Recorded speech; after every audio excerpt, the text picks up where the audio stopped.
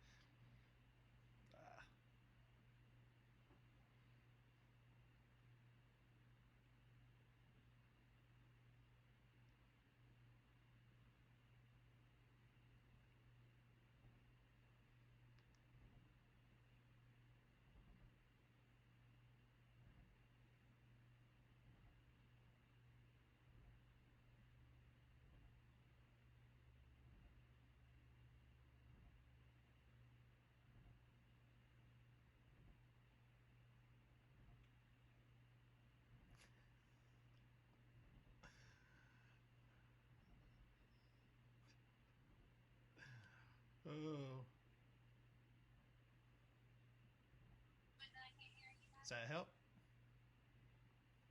Test, test. Can everyone hear me? I'm still not here. Yeah, so Bill Parson is not getting any audio on YouTube.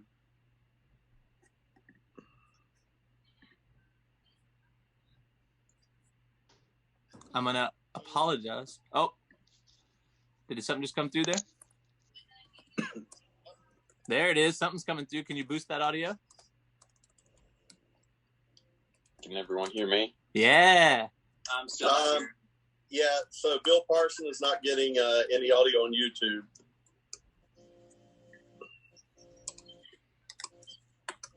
Are you getting it there, Mark? He's got it now. Apologize. Oh. Yep. Did something just come through there? Yeah, it's a little bit delayed. There it is. Something's coming through. Can you boost that audio? Can everyone hear me? Yeah. I'm still not here. Yeah, so Bill Parson is not getting any audio on YouTube. All right, so we were introducing ourselves, and apologize. Oh, did something just come through there? All right, we were introducing ourselves and just taking time to tell you who we were. So I'm gonna abbreviate. I'm gonna have us abbreviate that and do that again. So now our audio is working. Hopefully everybody had time to join in while we were fixing all of our problems. Thanks for hanging with us. If you did hang with us, I'm going to pass it back through. So Brian, start us back off. Just very quickly, we were doing name, tell us about your family, and favorite sandwich. We won't make fun of your favorite sandwiches this time. So just go for it this time. Okay. Brian Stevenson. My wife is Erin Stevenson. She plays the keyboards at Provision, and she's the administrative assistant at Provision. And my son, Will, is 17. Russ is 12. And we live in Wingate. And my favorite sandwich is a Reuben, specifically the Reuben down at Provision's Cafe and store down in Waxhaw. Very nice. Very nice. Thank you. Thank you. Switching over to Micah. Micah, it's your turn to share with us. Hey, I'm Micah Tyson, married to Paige, who is in the praise band at Provision. Have 3 daughters, McKenna, Kayla, and Amelia. McKenna just had her 14th birthday yesterday, so that was a good time. Not a sandwich guy, so I'm going to keep it pretty simple, ham and cheese and mustard. That's it. Ham and cheese. Very nice. Thank you. I think, Jim, did you go next? Is it your turn on this one? Yes, I did. It's Jim Korth, and I'm married to my wife, Margaret. We have 3 adult children. And the sandwich I eat most often, let's say, is a bologna sandwich. Pretty simple. I think that's so classic, man. I love the bologna sandwich. It is not something that I do a lot, but that's a quality go-to. So I'm satisfied with that. With Duke's mayonnaise. Obviously. Shannon, how about you next? I can't remember if you went next last time, but yeah, it's fine. Shannon Deaton. I am one of the elders. I'm over worship and discipleship on the staff, and my wife is Renee. I have 2 children. One is Amber, the other is Kaylee, and gosh, I eat a lot of peanut butter and jelly sandwiches. But I don't know if that's necessarily my go-to. If I had to pick like my favorite sandwich, probably be a club sandwich. Probably be pretty good. Club sandwich, also a solid choice. All right, Kevin, and Vaughn, especially with the bacon, get all the bacon, all the stuff on it. Extra bacon on that club. Yeah, absolutely. Kevin, how about you, man? What's your things? I'm Kevin Uten. My wife is Rachel. I have 3 kids, Riley, Levi, and Nora. And I think I'm going to – burger, it has to count as a sandwich, so I'm going to go with a bacon cheeseburger. That's always a good go-to.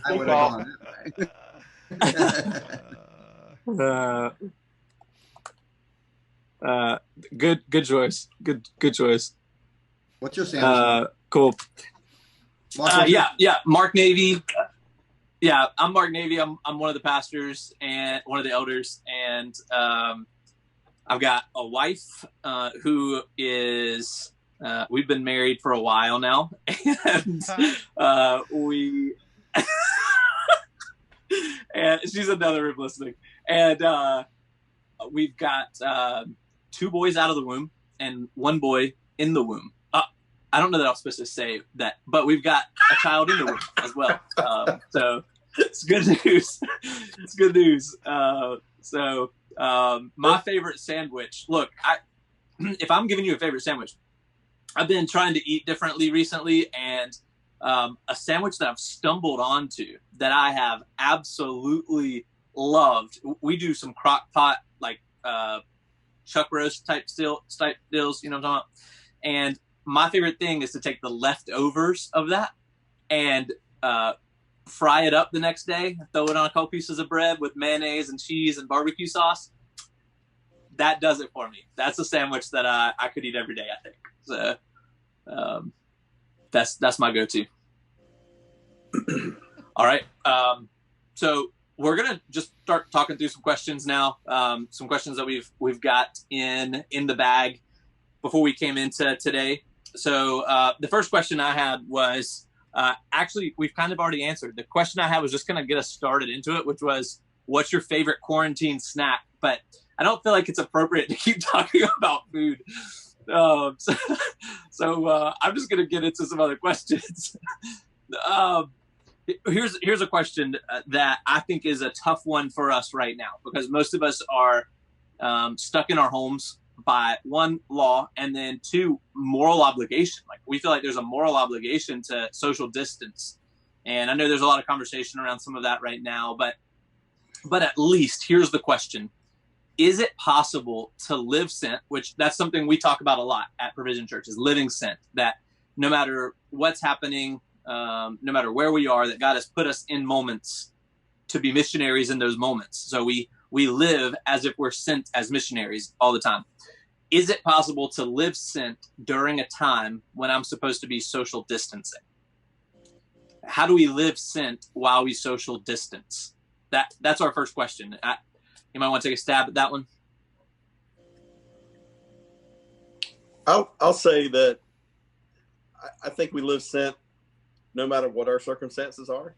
I think specifically during these times, our interactions are different and maybe more limited. But I think even in those limited interactions, it may be something as simple as how you treat others right now. I know that I was putting groceries in the cart one night several weeks ago. Erin was talking and I wasn't paying much attention as she was having interaction with the guy checking us out. And next thing I hear is she's having a gospel conversation with him, because you could tell he was really stressed out about his job and how everything was going. And so, I mean, she was doing it in the moment, but I think of, like, I've tried to be, when we've gotten takeout, be generous in how we treated the staff there, whether it's through our words or through tipping or whatever. So, I mean, there's lots of different ways that we can represent, and we can still have those gospel conversations. And sometimes it's more one-on-one with that person we're reaching out to and having contact with. I know we've heard some great stories in our life group of people who are just having that interaction right now and trying to be the light and be an encouragement to them. So that's my answer. I think we're still also very much. Am I muted? Yeah, here we go. I think we're also, very much connected through social media, which is still a means by which we can communicate with people, whether it's in social media websites or having.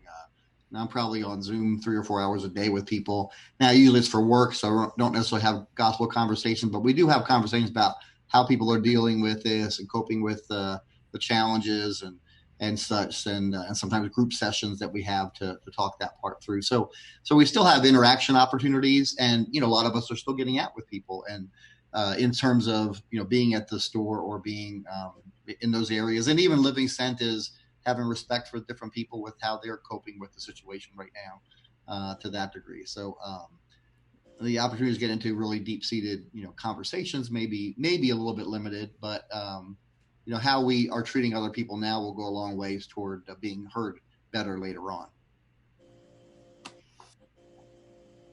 And I think I would emphasize what Brian talked about too, about living generously in this time. We don't get to have those coffee conversations anymore, but we do get an opportunity to show the gospel by being generous as Christ was generous to us. And so I think where do we still get to serve, or opportunities we have to continue to look for?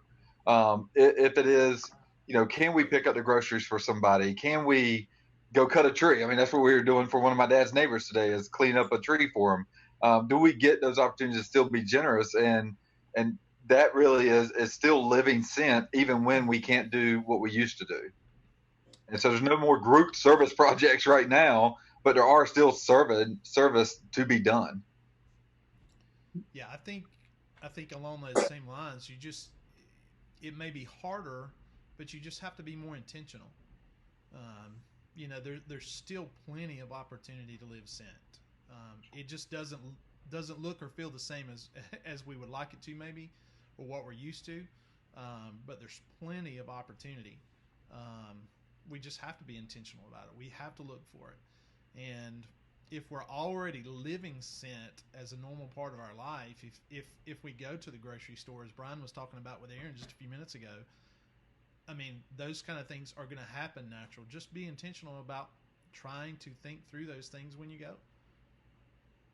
I agree with, I'll add on to what Shannon said. I think we actually have more opportunity now and going forward, because there are more people hurting, more people struggling with just normal life.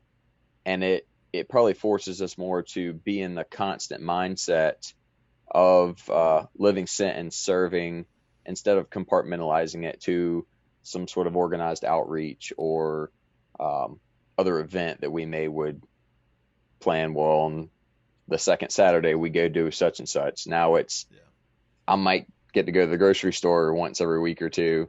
That's my opportunity. Look for ways to serve. But and also showing gratefulness. You remind me of something. I went and picked up Judge breakfast before church this morning for Paige and McKenna and I. And I've gone in Judge plenty of times, and there's always this one girl in there working, and I've never had more than one or two sentences with her before. And this morning we actually had like a longer conversation about things going on, how they were doing and stuff like that. And so this time does give us opportunities that's different than before. That's a good point. Yeah, I love the answers to that question. I think that is a challenge for us, is that it feels like what might be possible right now is just to kind of skate by, pretend everybody doesn't really want to talk because of this. I think the responsibility of the Christian is still to push the conversations towards the gospel. I can tell you that hasn't been my natural inclination during this time. Like, my natural inclination is to give some courtesy talk and head out. And we have to fill out how to not keep an employee from doing their job too. Like, you don't want to make someone be a bad employee because you're trying to dominate their time with a gospel conversation. There's a right time and right place. But for us to be considering that, like, when I go to the grocery store, I want my main goal of this grocery trip to be God's glory. And maybe that means that I can talk to someone about what Jesus has done for them. That's weird, and that's challenging for me. Like, I wish I was saying that right now and saying, like, yeah, last week I went to the grocery store and I led 3 people to Christ. Like, I think that there's some conviction in us talking about this right now, because it's so easy not to live sent during this time. So that it's a challenge. Hey, there's a comment on Facebook, and I don't know if you guys are looking at both right now. Shannon, they said they're having a hard time hearing you. So I don't know, but that's just a thing that's there. So just giving you the heads up on that. Okay, let's keep going. Unless you've got something to add on that, we'll keep coming back to living sent, I'm sure. But unless you got another question on that, a question that came in, Rachel Uten and David Denninger both kind of pushed into this question. Rachel's question is this: has there been any discussion of a different facility we can use if they will not allow us to use the school until August for the new school year? And then David's kind of followed that up. David said, Not sure if I've missed it yet, but has there been any discussion since school is done for the year? Can we use the facilities still? So I don't know if anyone I don't know if that's really a discussion as much as I can answer that, I think. And then if y'all know more, then y'all can throw that in. I would say we were waiting for some of the instructions yesterday or late this week from Cooper about what the schools would do. I think we were kind of assuming he would cancel for the year, but I mean, that announcement just came out. And so there's been some contact. I think Brian or somebody has been in discussion with some people connected. And I want to say that we've had some different text messages or emails or conversations with Dr. Von Cannon as well. I haven't had that, but we're there having those conversations. We don't know yet. I think my best answer is we don't know yet. I have already discussed with somebody. I'm sitting here with the 6 elders right now. I'm trying to remember who it is I've talked to, but like there are some options that I think we have if we can't get back into the school, but we haven't gotten to that place yet where that's the conversation yet. I mean, still at this point, churches are still being asked not to meet together in groups over 10. So that's something that we'll start formulating. And as soon as we have a solid answer, then we'll let you know. I mean, what would be great is if the school systems are like, hey, our kids aren't going to be in there, but if a church is using our facility, go for it. Like, that would be ideal. I don't know if that'll happen, but we'll let you know as soon as we know. Some of that is still moving. Would you guys agree with that? Like, it's still kind of moving pieces at this point. Yeah, and one thing, Mark, that the governor did say, well, he was asked more the question of summer camps, summer school, things that other than school that occupy the buildings. He said that information will be coming later, but that it would be in that step process. So it sounds like we're still a ways away from even approaching that subject. I think it would be realistically, just on his timeline the other day, it'd probably be June before they would even entertain letting stuff go on other than school. But that's about all we know right now. And there are so many churches using schools right now. I think that's something they're well aware that they have to prepare for and figure out how to address as the time comes. And if school was out for the summer, we'd be meeting there anyway. So it's not just that there's no school. It's just, the reason for having no school is different than the reason for having no outside groups in right now. So again, more to come going forward, I'm sure. Cool. I hope that answers your question. If you've got follow-up on that, let us know. But right now, I think our best answer is the plan is still developing because the rules are being handed are still developing. And so as soon as we have a concrete plan, you'll know about it. We'll put that out as soon as we are able to develop that concrete plan. Our goal is to meet as soon as possible, as soon as is wise to meet. And so if we realize that as a church, we could be meeting in June, but then the state says you can't be in school buildings until August, we're going to work as hard as we can to be able to meet together as soon as is wise. So that'll be our level, is what is wise. And if that means looking creatively for spaces or times or things, I mean, that's what we're going to work towards. So I'm not making any promises. We just don't have the information to make promises, but that's where we're at. I'm looking at Rachel just asked another question. Is it possible to organize a drive-in service one Sunday? I think it would be encouraging and refreshing to see familiar faces and our church family together, even if just from car windows. I can tell you from experience, it is so nice just to see people. Like, even if you don't get to make contact, but just to see familiar faces is really nice. So complete agreement, Rachel. Absolutely. And that's not out of the realm of possibility. It's not something that we have in a plan yet, but it's not out of the realm of possibility. I don't have much more to say on that than that. It's possible. Plus, since you can have a lot of people in Lowe's, we could all just have next Sunday service in the plumbing department. Lowe's is hopping right now. Yeah, that's. We might see a revival if we go into Lowe's and have a church service. Okay, cool. Teresa asked a question. Teresa Parsons said, speaking of buildings, are we still in conversation about Provision's new church building? We seem to be making progress a few months ago. Yeah, Teresa. So really cool news is that we are still moving forward on that. We have a consultant that we're working with. I believe that was something that we had announced a while back. So he has given us a set of plans that we're still working through. Something we'd like to present to you guys soon. I'd rather not present them to you until we're back together. Like that just seems something that like we'd want to celebrate together in person. But they're not finished. So there's still some elements that he's getting to us that are gonna. I think you're gonna be really excited about. I'm excited. It's awesome. I'm just gonna say I think the plans are awesome. And I hope that you're going to be excited about it. But for right now, I think just with like almost everything else, we've pressed pause on that. And only a little bit of pause. I mean, Kevin, you've been working on that some. We've asked Kevin to kind of pick up some of the, hey, what is government? What are those steps? I think we can tell him some of what happened last week, right? Some stuff happened last week. So we're still moving forward on part of that planning and approval process is just getting our wastewater approval and other type of permits squared away with the county and making sure the plans that we have and the plans that we want to do are going to work. And so we've still been working through that.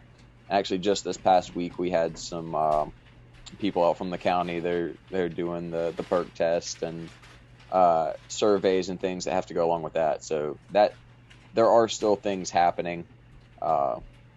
There's steps being taken, even though they're kind of in the background. Nobody sees much coming out of it right now. Yeah, I mean, correct me if I'm wrong, but the building process is a little bit slow. Like there's definitely some dull periods to the building process, right? Very much so. Yeah, and that might be something, Teresa, to your point. Like if we were meeting together, that's probably something that we would have brought up on a Sunday morning during our announcement time. Just hey, guess what this happened this week? Be excited. That is one of the things where announcements feel more weird right now. Like where do we make some of these announcements that we would probably normally make together? But that's a good thing. We can kind of keep you up to date when some of that happens. And yeah, I mean, we're excited about the direction for this and thankful that some of the things are moving in the right direction. So that's still happening. Still walking in that direction. All right, well, Aaron asked a really great question. So thank you, Elder Wives, for pitching in here. It's very nice. Aaron is Brian's wife. And Rachel asked a question, Kevin's wife. So we're grateful for all the questions. Aaron's question was, how can we pray for each of you and your families? Which is really cool. Really grateful for people's prayers. So, let's take some time. We'll share. Jim, you want to get us started on this one?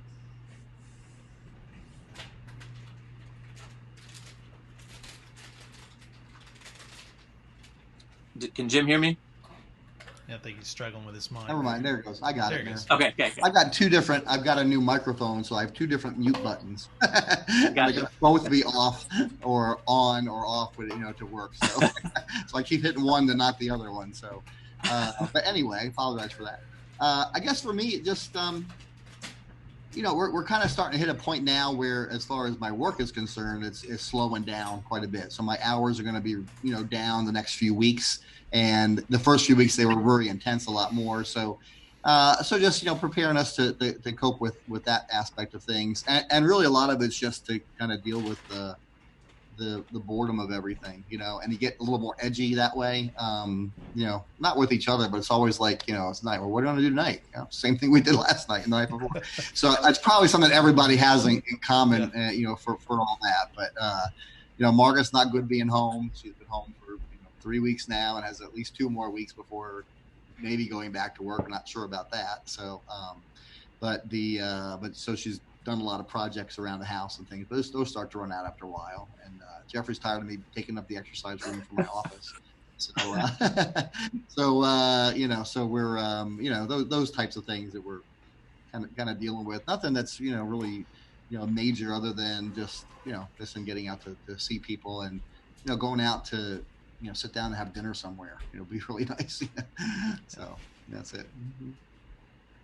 Cool. Yeah, thanks for sharing that, Jim. Not really much of nothing that's really burning on my mind right at the moment, but yeah. No, that's good. That's good. Yeah, we're thankful for you sharing. Kevin, you're next to him on my screen. Do you want to share something? Sure. I mean, as I mentioned, we had 3 small children, all 5 and younger. So even though Rachel did stay at home before, she's now become a full-time homeschool parent, as well as all the meals, dealing with a 6-month-old, all the extra stresses that were not necessarily expected during the season. And I mean, going in the summer, there's not really an end in sight or a break for anybody going back to school. So just for the, I guess, sanity of dealing with all that, and also just that I've still been blessed enough that we've been provided for with, for anybody that doesn't know, I own my own contracting business. So the things have changed a little bit. There's no large projects that I would typically have to kind of plan on and have something to do long term. It's several weeks. It's kind of week to week, day to day. We're still being provided for. It's just the, I guess, the prayers that continues, and that we don't let any of the stress of that get to us.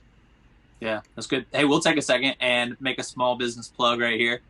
I really think that one of the ways that we can bless each other as a church is to support small businesses in our area. So we're really thankful for K&O Contracting and the work that they do, and we trust the owners of that company and know they do quality, good work. And so, we're really grateful for Kevin in that. And yeah, man, I'm glad to hear that God's continuing to provide and all of that. And we can definitely be praying for that part of your life and your family with keeping stress low and continuing to keep sanity in a house of kids. I know how that is. Yeah. Cool. Micah, how about you? Yeah. I think we're sort of like Jim in that we're sort of hunkered down. Ironically, I got called back into work in December. Now I'm back home again right now. So in some ways that's really awesome. I'm sort of excited about that, other than the reason why. But, and our girls are doing well. We've got one who's really great at Fortnite now. She's incredible with this downtime. And another one who may not ever go back to school. She's really happy with the homeschool deal, and Amelia, so we're not sure about her. But, I think for Paige and I, what weighs heavy on our hearts, and some of this is just everybody knows we're the Dave Ramsey people. And so when people start to have financial difficulties, we hear about it because they ask us, what would you do in our circumstance, or what would you do in our situation? And we're hearing things like that, and people needing help and all that. So that's it weighs heavy on us to hear it, and I know it weighs heavy on others to hear it too. So I think for Paige and I and the girls, we're doing great right now as far as hunkering down and being here. But I think it is the realization of what's going on around us that weighs heavy on us through this time, and it can be heavy on your spirit, to be honest. If you want to know what you can pray for us, pray for our spirits right now, that we won't be, brought down or dejected or anything like that during this time, that we'll continue to stay positive and keep looking forward. Cool. Yeah. Thanks, Micah. Shannon? Well, first of all, thank you so much that even coming with the idea of praying for us. I really appreciate that. Yeah. That means a lot, that anyone would pray for me and my family. But the main thing for me is, if you know my family, my wife does struggle with some health issues. And so especially during this time, it's always something that's added to the pressure of just being careful and making sure of not bringing anything home, and not all of those things that go with that. On top of that, my mother lives about an hour and a half away, so it's a real struggle for us to be able to see her. This has been really, really hard for us and for her. not being able to see her for this long and to help her in the things that she needs. So she's there by herself. So we're trying to do Facebook, and actually today was her birthday, so we spent a lot of time on cool. FaceTime talking to her and that. But that's still hard. And for her, she's today was her, I believe, 79th birthday, and so she's really like struggling with all this stuff that's going on and don't understand a lot of it as many of us are. So I think those are the kind of the main things that are going on. And I have to agree with Micah too. Just talking about just guarding our mindset and our hearts in this, because it's really easy to kind of get a little down and get kind of a little depressed with this and get a little, Jim was saying a while ago, what are we going to do tonight? Well, the same thing we did last night. Kind of feels that way almost every day with things that we do. And so I don't think we as pastors have any spiritual high that we are different from anybody else. I mean, we really struggle with the same things anybody else would. So again, just appreciate those prayers. Cool. Yeah. Thanks, Shannon. Yep. And so happy birthday to your mom, right? I mean, that's a cool deal. That's awesome. We do wish her from Provision Church a very happy birthday. Thank you.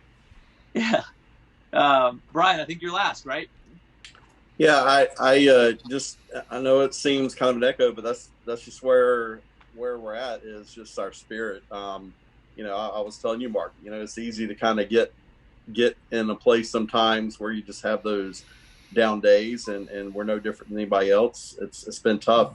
I love to meet with my accountability partners. I love to see our people and hug necks and just be with people. I'm a people person. I love being around people. So even though my job does put me out there, going and meeting with people, it's not the same thing as being with the people you're close to and you love and being apart from them. And I think the other thing specifically in our house is just with the boys, just it's tough to always understand like why we can't go places, why we got to stay here constantly. It's really a tough thing for kids who like to be on the go. So I think that's one thing you can certainly pray for. Yeah, it's good. It's good. Yeah. Yeah. There's a little bit of a theme in all of this. And that's just, how much staying home creates things that we need to be praying for separately than if we hadn't been out. I think our prayer lists are different right now than they would have been 3 months ago, which makes sense. For our family, Knox broke his femur, 3 weeks ago now. So, we are grateful for prayers, for his just normalcy during this time and, our sanity as well. It is not easy to, carry a toddler with a cast on everywhere. But he's figuring it out. So we're really grateful for that. And then, exactly what you're saying. We pray that our boys become good friends. Like they grow up loving each other. That's one of the things we hope for them. And, it's interesting to see what being in the house together all the time does. I know, for Micah and Brian and Shannon, your girls are wide enough in age, and Jim, your kids are old enough. I'm thinking probably Micah and Brian are seeing it the most. Older kids being in the house all the time, how that affects relationships. And we're praying that this is good for our boys' relationship, that it helps them enjoy each other's company more over time because of that amount of time they're spending with each other. Any prayer we're thankful for. I think as you're praying for your elders, out of that question, that really awesome question. Thank you, Aaron, for asking. I think one way to pray for your elders is just open up to Titus 1 or open up to 1 Timothy 3 and just read the qualifications for the elders and pray for those things for your pastors, that we would be those type of men. That's what we have said, that, hey, anyone who is an elder meets these qualifications. But it's not always something that every day we nail those things. And so just be praying for your elders in those ways as well. But thank you for that question. All right, a couple questions came up while we were talking through that. Bill, a couple Parson questions here. Bill Parson asked, "What are your COVID projects during the lockdown?" Anybody have any big projects they're doing right now? Any of the six? All right, so I'll say one or two. So the one I've been working on is yard work, like crazy. I have personally helped load stock during this time. And it's so funny. I told Paige the other day, like the house yard looks better than it ever has, but nobody's around to see it. I mean, so if you're doing the yard work and nobody can see it, did you really do yard work? So, that's one thing we've been working on. Another thing that I'm excited I'm going to start, maybe even after tonight after this, is I'm working through Dave Ramsey's Certified Financial Advisor series where I could sort of be endorsed by him to help people one-on-one. So it's a more sort of intense series of classes and all that I signed up for. So I'm hoping to start that, if not tonight, definitely this week. And it's sort of self-paced on your own, but so I'm excited about that. That'll be something good project during COVID. Nice. Good one. Anybody else? We've tackled a couple little minor home projects, but our fun learning / new adventure has been we got a couple goats for the kids to kind of learn taking care of animals and livestock, and it's been an adventure, to say the least, between trying to get the right place together for them escaping. One was on the roof of a 10-foot tall building somehow today, so it's always something. Nice. I don't think we can top that one. Anybody got anything better than goats? Nope. Goats 10 feet up on the house on a roof somewhere is a winner. Man, I'm glad I went before Kevin. I know that much. I could have thought that. That's a good one. Yeah, I haven't had any projects in particular. We've done yard work and such. Margaret's had a lot more projects than anything else because of her availability during the day, and as I do have some things to help when I'm available, but been doing a lot more reading, so that's been good to do that of late. So, that's it. Mm-hmm. Cool. All right. Well, I'll keep going then. Hey, I'm going to ask Emma Parson asked a question. I'm going to ask another question before I get to hers, kind of rolling off Jim's question there. One question I had, and we'll try to keep this one short. So almost like, what's your favorite sandwich? We'll just go around and hit what the answer to this. What pastor or writer has influenced you the most? So Jim said he was reading more books. So I'm playing off that one. What pastor or writer has influenced you the most? We'll just go in order again. I'll go backwards. Brian, you're first on my screen. Brian, who do you got? Okay, I mean, obviously throughout my life, church life would be Steve Jerkel. Spent so much time investing in me over the years. There's just, without question, that goes. As far as like just direct pastors, I would say Steve Farrar. I didn't know that name, 8 or 10 years ago. Just a very intense men's ministry leader, and he's been doing some good Bible studies during this based on fear. If you Google Steve Farrar, you'll figure out the spelling. So that's been really encouraging. He's just, for a guy, he's just very no nonsense, to the point, doesn't beat around the bush with a lot of flowery words. It's just pretty direct, but very scriptural stuff. So that's been always an encouraging person to listen to and study what he's got out there. Cool. You broke every rule in that question. You gave us 2 names and you expanded on it, but it was very good. So thank you. We'll forgive you. Shannon, what about you, man? What's up? Which writer or pastor has influenced you? I think if I had to just get it down to one right now, I'd say probably Johnny Hunt. I listened a lot to him ever since I was younger, even before starting seminary. It's somebody that really influenced my life. So cool. So a really long time. What are you trying to say? Brian with the old jokes. I don't know why he says that. Like he's like I'm so much older than him or something. I don't understand. Micah, what about you? So I'll give two. One from a sort of theology.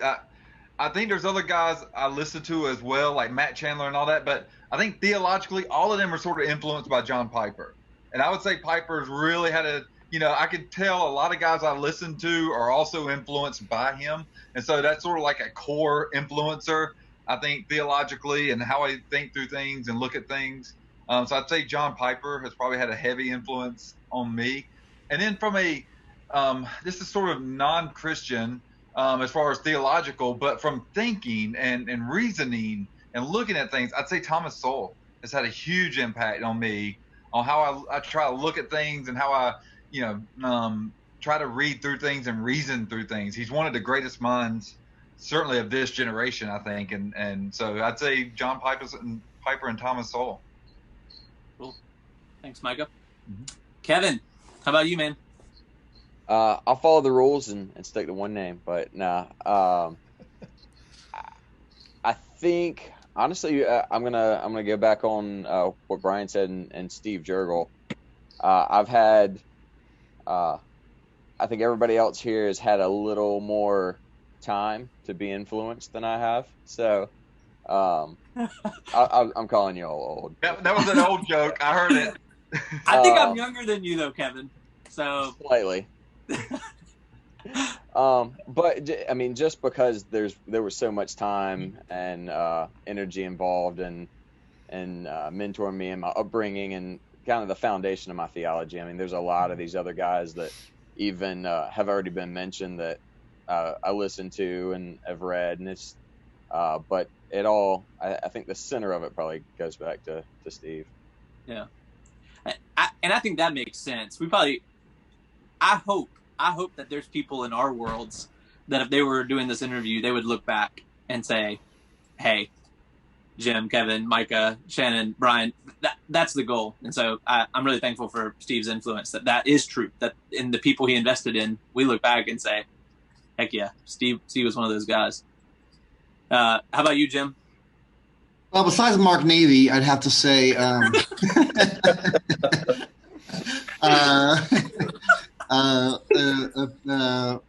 Jim Pete was our pastor of our college career group when I was that age, of course, and then was pastoring a church that I went into. That's where I started in ministry, and so those years he was very influential, and that really kind of laid a good foundation for me ministry wise, and I think of him quite often, and it's still connected with him to this day. So yeah, and that goes back 38 years ago. 39 years ago when I met him. So yeah. Mm-hmm. Yeah. This question for me is a lot like it's a lot like choosing your favorite song. Like it just depends. Probably on the time. There's so many people who've influenced, and you guys are this way too. I know you're this. Thank you for choosing one. I think it's hard to choose one. I think if I was having to choose, I would combine and just say my parents. And that's not fair. I think parents is a cheat answer. So I'll give you another one. I'll go famous.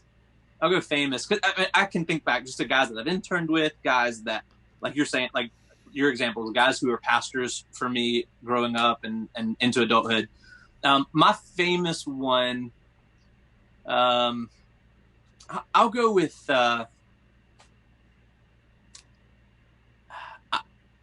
it's a struggle, man. Donald Whitney is one that I would put out there as a guy who's influenced me a lot. I think his book, Spiritual Disciplines for Christian Living, influenced some of my view on how to follow Christ in practice, how to pursue him with my mind in a really strong way.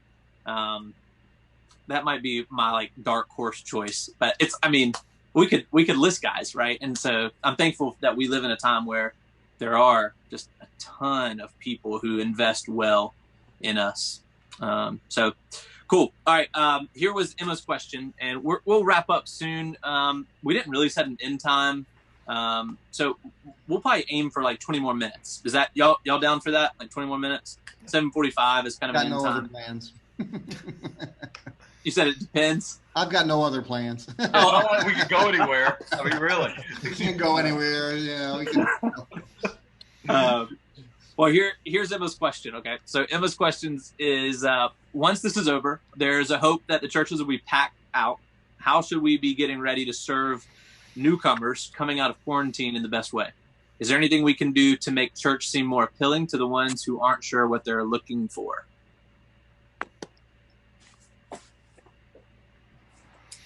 Fellas? First of all, great question. I think it's an awesome question. That is, I think Emma's right that these times are not good, but these times do force people to look beyond themselves or outside themselves and say, okay, what else is there? And this is clearly an answer Christianity has for them. What else is there? There's God's glory. There's Christ. There is much more than just inside ourselves. There is something greater than us. And I think, the hard part of this question, the practical hard part is we don't know when that date is. So if we're being practical and planning, we don't know when that time is. I do think there's going to be a sense of almost a reboot here, or a chance to reboot and say, okay, what are some places as we start gearing up to restart back, as we start getting allowed to start thinking about starting back up, what are some things we were doing well and what are some things we have a chance to improve on right now? And I think that'll be an opportunity, we were starting to really get ramped up well on welcoming visitors.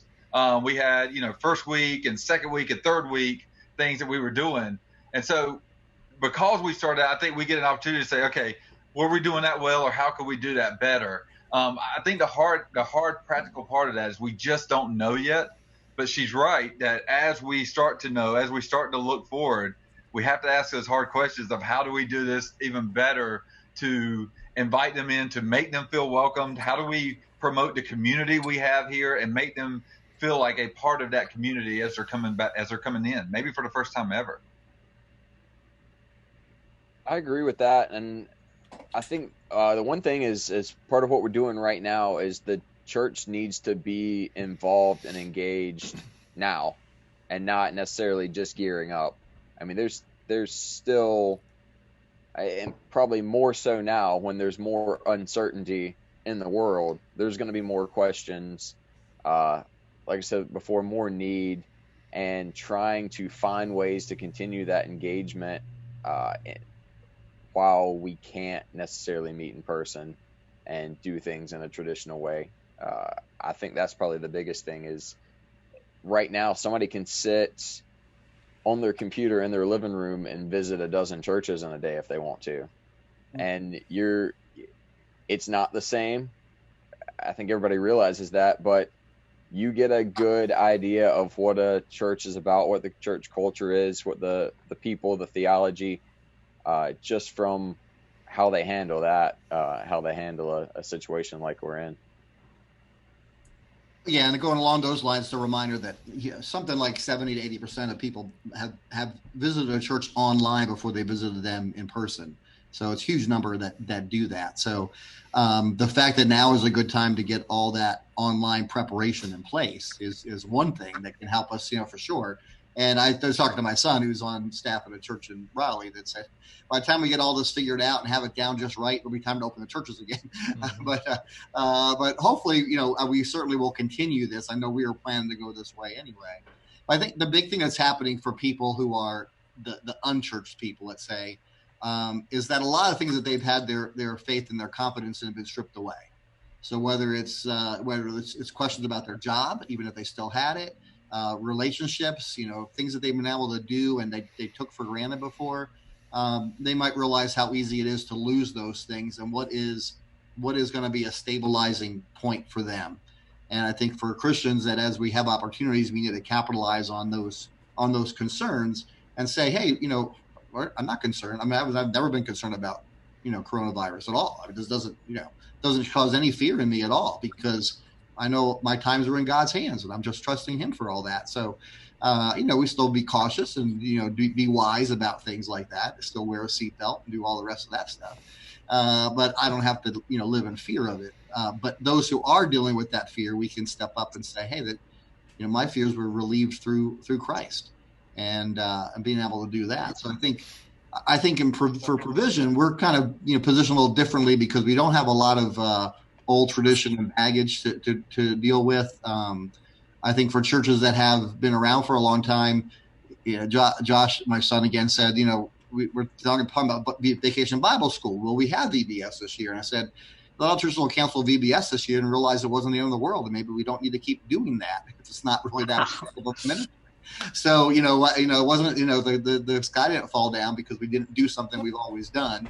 And maybe there's something better or different to replace it. So I think, church-wide, hopefully that'll be happening. And for us, it's just getting getting all of us to focus on how we can, step in the gap and show them that, their trust can be in Christ. Yeah.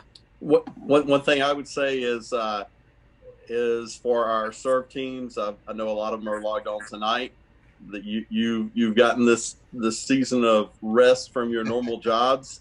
So I hope you're well rested and ready to just jump back in there and really in whatever your area is, whether you're the parking lot guy or the light guy or whatever, just to be ready to welcome people back and do your job well, because that's so important. Like every piece makes the body of Christ work well and the church work well. So that's one way. The message doesn't change. So like, how do we make it more appealing? The message is the message, and it's been that way all along. So the message doesn't change.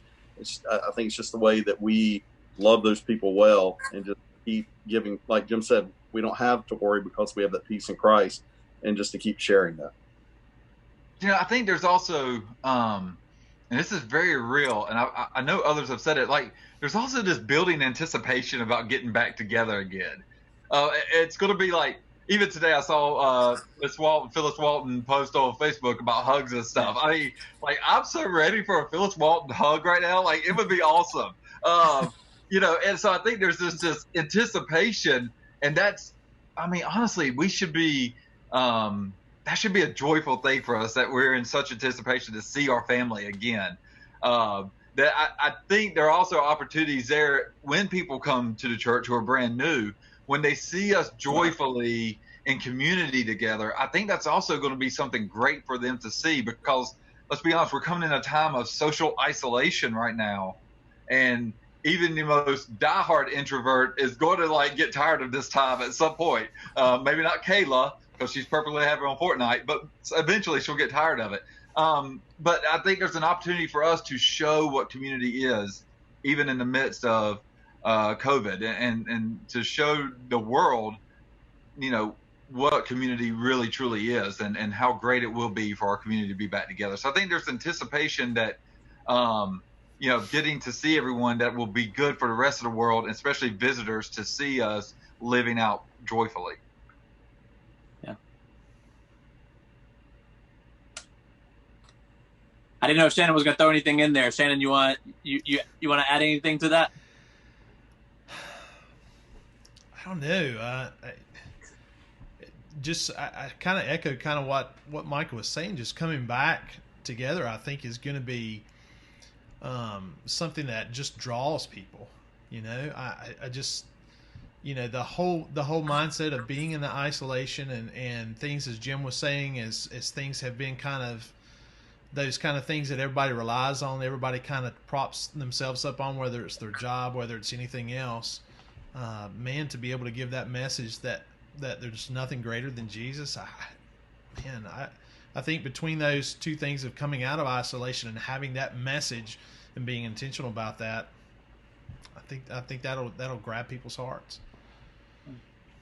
I'd like to think that we're a church that's always aiming towards guests, at least in part. I would say that we're a church for believers. Like our Sunday morning service is directed towards believers. It's directed towards the church.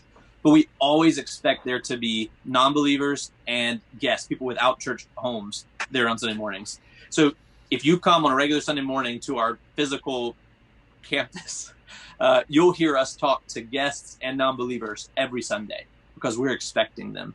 And then Micah mentioned it. We've got a gift process because we want to connect with them. Like, we want to give you a reason to come talk to us. Like, we know it can be intimidating to come talk to us, but hey, if we've got a small gift for you, maybe you'll brave it to come say, hey, because we want to learn your name. Like, we care about your name. We care about who you are as a person.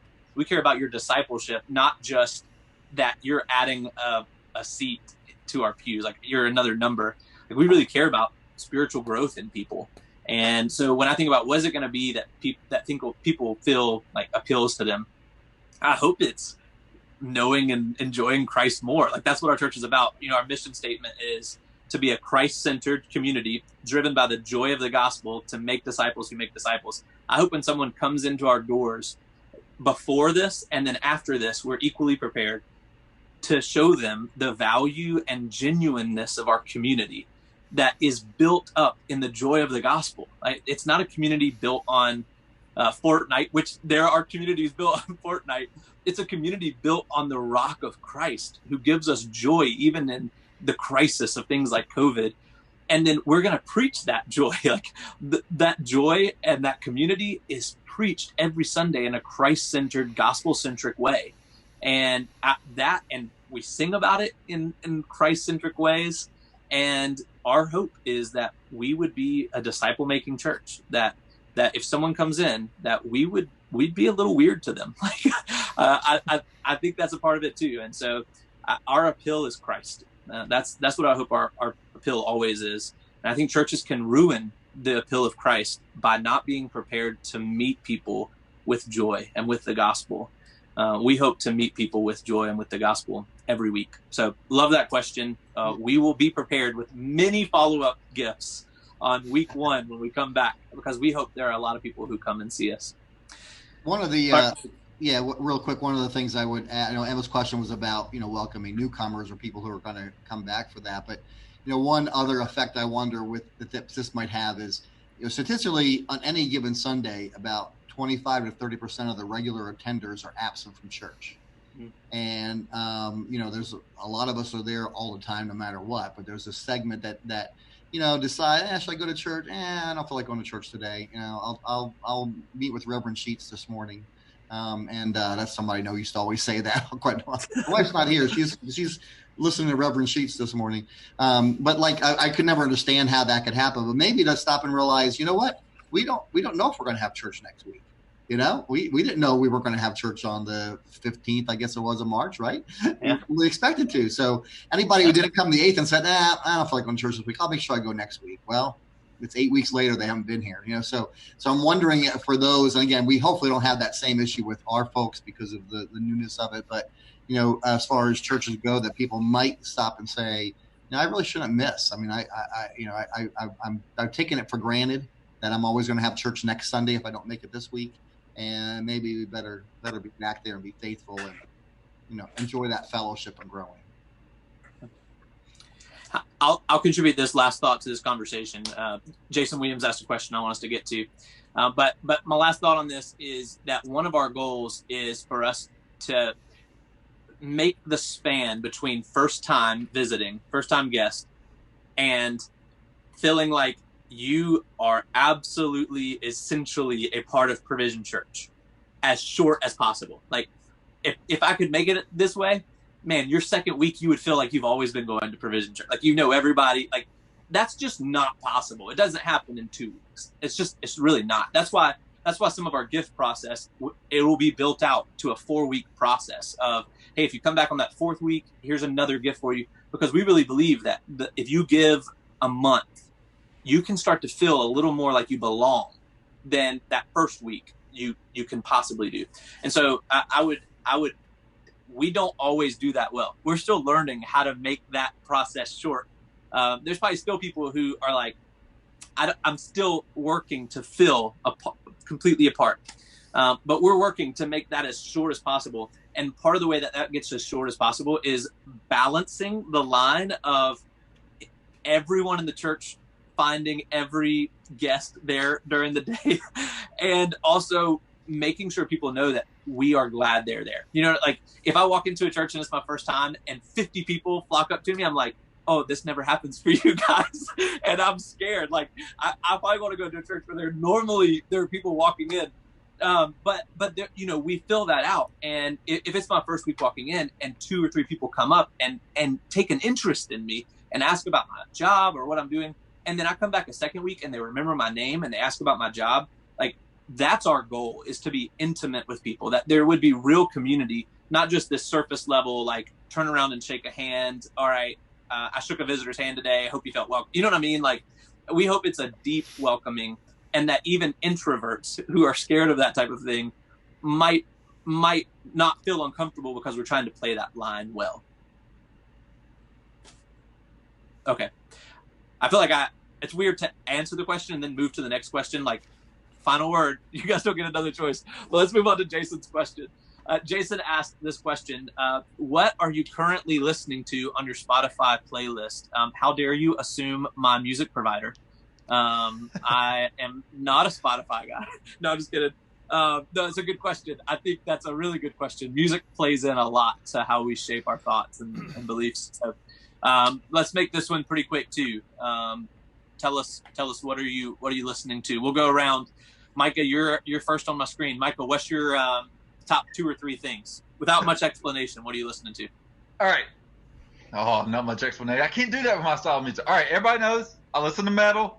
I'm not going to deny that. And so I've been listening to a Brazilian Christian extreme metal band called Anti-Demon. There you go. Anti-Demon. Anti-Demon. Kicked out of the elder team. Kicked out right now. Instant dismissal. You asked. That's what I'm listening to. It's anti-demon. It's not pro-demon. That would be. That's right. It is anti. It is anti. Reinstated. Shannon, what are you listening to? I'm listening to a couple of different groups right now that are one I've picked up in the last year, which is really good. It's called City of Light. I don't know if any of you are aware of this group. They're fairly new. City, A with a big A, Light, and also Sovereign Grace. I just love a lot of what Sovereign Grace does. I listen to a lot of that, and actually some of the music we did in the last week or two on Sunday worship has been from them. So really good stuff to listen to. Not only just great music, musically it's good, but the theology in it is so great. So great. That's good. Thanks, Shannon. Kevin, you're up. So I might be a little bit of an oddball. I don't do a whole lot of music, believe it or not. Most of our and not a Spotify guy either, actually. Pandora most of the time, but on that one it's appeasement for kids. So we got a lot of Disney radio and yes, whatever's going to make them happy for the day.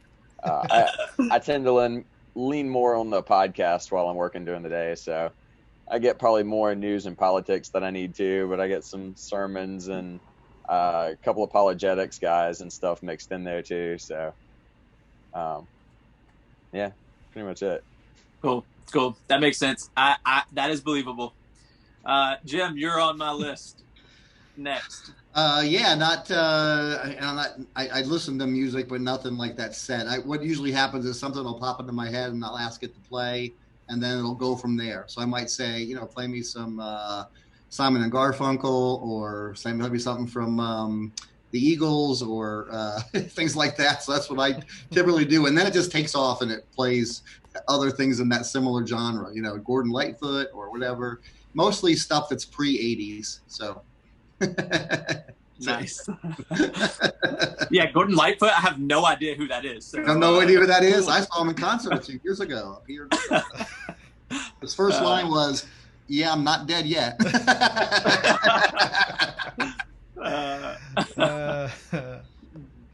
That's good. I'll go, and then Brian will finish with you. I listen to just whatever's going through my TikTok feed. So whatever pop. No, I'm just kidding. I probably listen to 21 Pilots and Good Old War are two of the ones that I listen to most of all. I listen to a good bit of Elevation and Hillsong. I mean, that's, if you probably looked at what gets most played on I listen to a lot of music on YouTube and Amazon Music. So if you go through those playlists for me, you'll probably find the most 21 Pilots, Good Old War, Hillsong, Elevation. That's most of it for me. And then I love listening to new stuff. So just there's a bunch of stuff that I've listened to once and hated it and just keep going. But that's kind of how my music goes, is tons of new stuff. I listen to some Christian rap, Andy Mineo, those guys. I like Trip Lee, but spend most of my time there. Brian, what about you, man? I'm all over the map. I literally bust out laughing one day when I was riding down the road because it was like back-to-back songs. I'm trying to remember who it was now. It was probably something like Luke Combs, James Taylor, Stephen Curtis Chapman. I mean, it's literally that all over the map. But you know, I love, anybody knows me knows I love Stephen Curtis Chapman, so I listen to him a lot. But one that I still actually have a CD in my car. So a lot of times I'll inadvertently, when I'm switching back and forth between my media player, I'll hit CD, and the one that's in there, it's been in there for months, is Need to Breathe. They're live. Yes. And so I will crank up some Need to Breathe.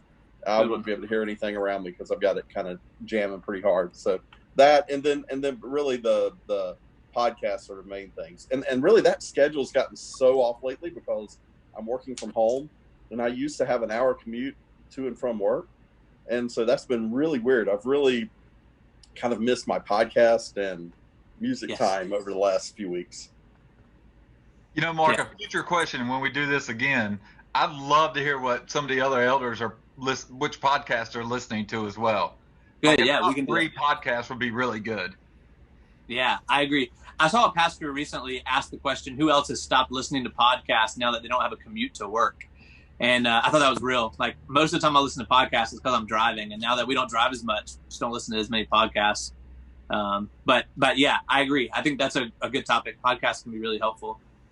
I think that after hearing this, maybe one of our next questions in interviewing elders is, what's your music choice? Because, like, really none of us had the same music choices. And so maybe that's just a good element, is that your pastors or elders have different choice in music. So interesting. Good question, Jason. You pulled out some differences there. He was trolling me with that question. He knew I was going metal. I mean, he knew what he was doing. Don't get him off the hook. All right. Well, it's 7:45. That's about an hour. So, man, I'm just amazed and surprised that there are as many people who tuned in to watch this as did. I mean, that's cool. That's exciting. We're glad you did. We're glad you watched this, and hopefully you were encouraged and got some laughs and kind of got a feel for what we believe and what we hope for our church. And, you know, honestly, I had pre-written some questions in case we didn't get any. So thank you for asking questions. And we'll definitely do this again. I enjoyed this. And if you had some questions you didn't ask, or if you got something that you'd like for us to get into, I mean, there are some really interesting theological topics that the church is struggling through. Like I said, I listened to Hillsong, but you can go onto YouTube, and one of the most popular videos right now is a pastor saying, your church shouldn't play Hillsong anymore. I mean, so like, that's a conversation we could have. Yeah, Joe.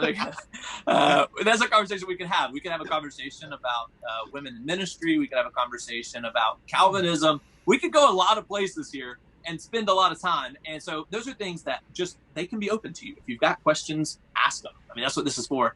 And if you've got those questions, you don't have to wait for another video like this. Like, call us or DM us, and we can talk through some of those things. We hope that as a church, we don't want to just be a surface level church that doesn't dig deep into things. And so we're open to hard questions. All right. Well, we're going to sign off. So again, thanks for watching, and we'll see you guys very soon. Bye. Good night.